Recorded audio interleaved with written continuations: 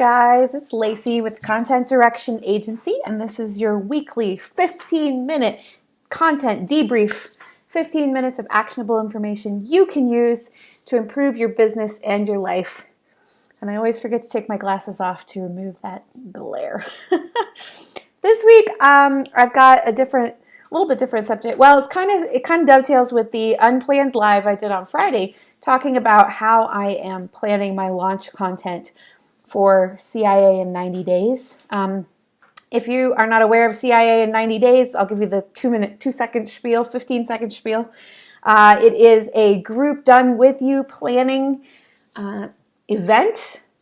And what it is that we are, I'm sorry, I'm getting like WhatsApp announcements and it's distracting me. We are going to be planning out your 2020 first quarter calendar, editorial calendar, or launch calendar together in a one-day planning session. And then you get 90 days of support through me and the group together. And that's what CIA in 90 days is. If you're interested in learning more information about it, pop a little comment in, let me know, send me a message. The sales page is going live this week. Yay! And we're offering an early bird rate, but there are only 10 spots. So if you think you're interested, you want to get in early so that you can A, take advantage of the discount, and B, make sure you save your spot. But when we're talking about launch planning, I wrote a blog post this week, and I have to admit it is a little bit, a lot self-serving, because one of the things I see happen fairly regularly in my business is that people will come to me looking for help with launch content, emails, sales pages, et cetera, just barely a week or two out from their launch date.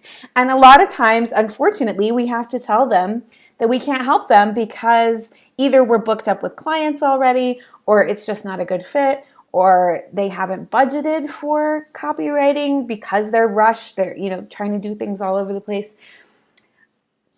There's no sin in any of that, except that it can all be very easily avoided with a little bit of planning, right? And here's the rub. Here's the thing that really actually sort of burns my biscuits, as my Texan mother would say, about this problem. It's that, and the reason I ended up writing this blog post is because I was ranting about it a little bit, in our team Slack channel. I was like, I really wish people would plan ahead.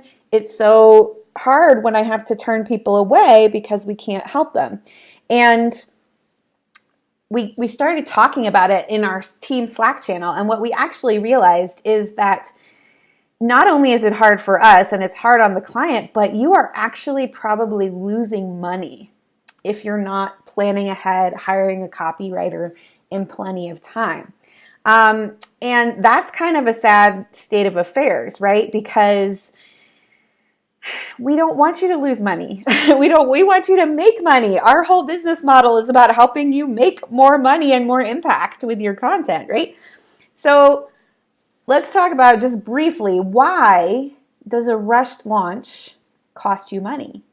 And the deal is that a rushed launch, a launch that everything's rushed, everything's unplanned, or it's not planned real strategically, et cetera, costs you money because it leaks out revenue and sales at every step of the game, right? So you might be waiting until the last minute, and then any little thing that goes wrong can derail your launch, then you can be like, oh, I was going to open the cart on Friday, but stuff happened and now I can't open it until next Wednesday, which dilutes your trust with your audience. And that's a big deal, right? That's a really big deal.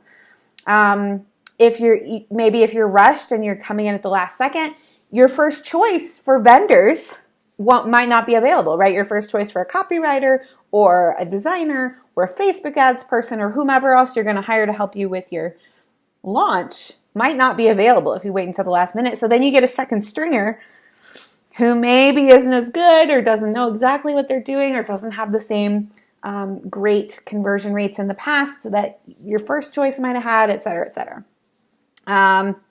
Rush fees are a thing. Copywriters, I know, do this. I'm sure designers and other people do as well. Like, hands up in the comments if you're a service provider who charges rush fees.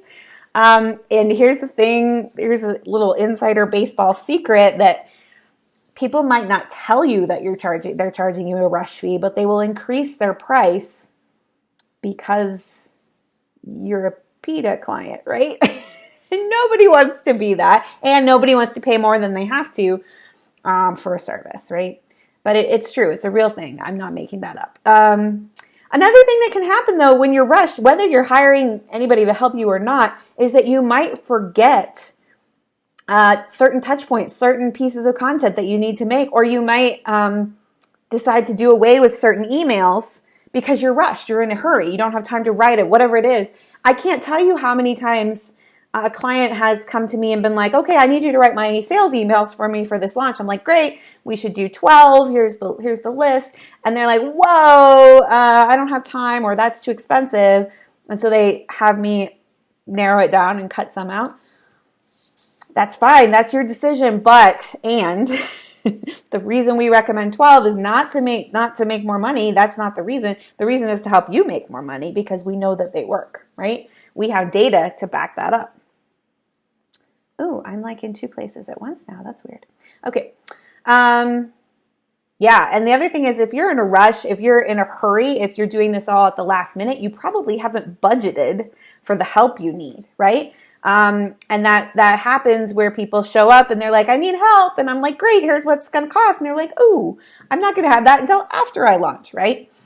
That sucks. That's a bad place to be, especially if you need the help. And maybe most importantly, especially for my friend Karen, if you're watching, is that even if you do hire help, even if you get the best copywriter on the market, if you don't have time to do customer research, your copy might not be as good as it could have been, and it might not convert as well.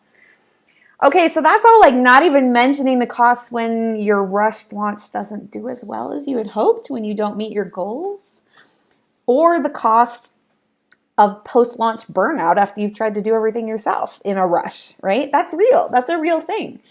So what we're saying is planning ahead for your next launch is super duper duper crazy important. So what does that look like? What does planning ahead actually look like? How much time do you need when you hire a copywriter or a designer? This pretty much applies, I would say, although I'm not a designer or a Facebook ads person, but hiring somebody with as much time as you can possibly give is the best way to go. That's the best way to start. But in a more realistic sense, I wrote the blog post. In the blog post for this week, there's the link. It's also in the comments on Facebook and YouTube.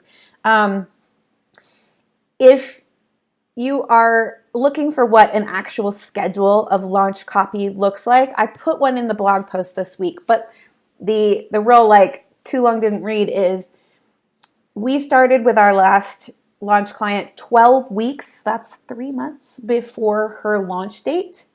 Part of the reason was she wanted us to help outline and script out some videos for her challenge that she was doing as part of the launch. And she knew that the videographer needed time to be able to shoot and edit and get the videos ready, right? So we were actually working around the timeline of the videographer, which worked out great for us because that meant we had plenty of time to do all the other pieces, right? So 12 weeks out was when she contacted us and started asking, hey, do you do this? How do we work together, et cetera? And everything fell into place really nicely over those couple of months. We ended up finishing all the work about 3 weeks out from her cart launch. So she had 3 weeks with all her copy done so that the rest of her team could be programming emails and designing sales pages and landing pages, et cetera, et cetera, et cetera, right? So there's plenty of time between when we finished the copy and actually went live. And the upshot was her company's most profitable launch ever. Nearly more than doubled, like 150% her last launch. So it was pretty great. We were pretty pleased with everything. So this is all just a PSA. Like, I think there's something to be said for, like, some people just have to experience this before they understand the pain. And then they're like, whoa, never doing that again. I'm going to, hire some help earlier on or whatever it might be. But if I can help any of you avoid that pain, that is 100% what I want to do. So, the other little thing I want to say about this is there's also something in this about playing small, because what I've noticed is that entrepreneurs with bigger businesses who know or plan or expect their launch to bring in 6 figures or more, honey, they are planning that out well in advance, right? Because that is a huge amount of money for their business, and it's a huge part of their overall revenue stream. But even if your launches are not bringing in 6 figures yet, they're probably still a huge portion of your revenue stream, right? You need that launch to hold up your business for the rest of the year or the rest of the quarter or whatever it might be, however your business model is set up. So why would you leave that to chance? Why would you leave that to maybes and, oh, I'll get that done when I think about it? Because when you procrastinate, that only works. I was talking to our team about this. We were like, procrastination only works when you actually know what you have to do. Because if anything comes up, then you're like, oh crap, I forgot to do whatever, attend the webinar emails or the affiliate emails. All of a sudden, your procrastination falls apart, right? The whole thing falls apart. And procrastination also doesn't work when you're working with a team. It only works when you're a solo act, right? If you procrastinate with a team, they can't get anything done, and then you're paying for nothing, right? You're paying for them to sit on their hands and be like, hey, where's that thing? So planning ahead will save you money. Not planning ahead will cost you money. It's just that simple. Okay, so I only hit 12 minutes today. That's pretty good. I would love for you to go ahead and go read the blog post. And if you are interested in getting your life, your content marketing, and your next launch planned out, CIA in 90 days might be for you. We are going to do the planning together with me on one day, one VIP day. It's a Friday in December. We're going to plan out Q1. And then what we're going to do after that is you get 90 days of support to actually make it happen. So we create the plan, it gets Lacey's blessing, and then you have 90 days of me in your back pocket where I'll be saying, hey, did you do the thing you said you were going to do? And also when you have questions, I'll be there to answer them. You'll get it done. This works for regular content marketing like blog posts, emails, podcasts, etc., but it also works for launch planning. So if you are launching something in late Q1 or early Q2 of 2020, CIA in 90 days is perfect for you. If you want more information, drop a comment in the box or hit me up with a private message and I will make sure you get all the info. All right, that's it for me this week. I will be back next week, same bat time, same bat channel, to talk about some other amazing content marketing. Oh, actually, I planned it out. I can even tell you what it is. Hang on. Let me look. We're going to be talking about that feeling you get that it's all been said and done, like everything under the sun has been said and done before. So that's next week, same time. Check me out at noon Mountain Time, which is 2 p.m. Eastern, 11 a.m. Pacific. That makes sense when I look at it this way, but it doesn't on my mirror. Whatever. Anyway, I'll see you then. Talk to you next week.